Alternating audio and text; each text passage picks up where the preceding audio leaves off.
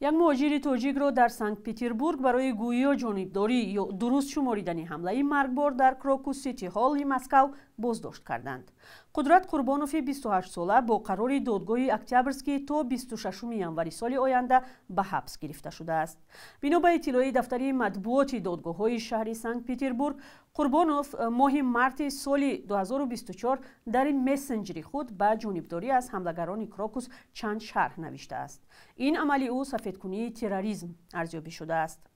دفتر مطبوعات دادگاه‌های سنت پترزبورگ گفته است نسبت قربانوف برای اظهارات آشکارا و درست شماریدن ایدئولوژی تروریستی، سفیدکنی عمومی تروریسم و یا تبلیغ آن پرونده باز شده است. خبرگزاری تاس با تکیه به منبع‌های خود در ساختارهای حفظی حقوق روسیه نوشته است قربانوف شهروند تاجیکستان و گویا جانبدار دولت اسلامی بوده است. نظر قدرت قربانوف و نزدیکان او به این اتهام معلوم نیست. به اطلاع دادگاه وی با گناه خود اقرار شده است.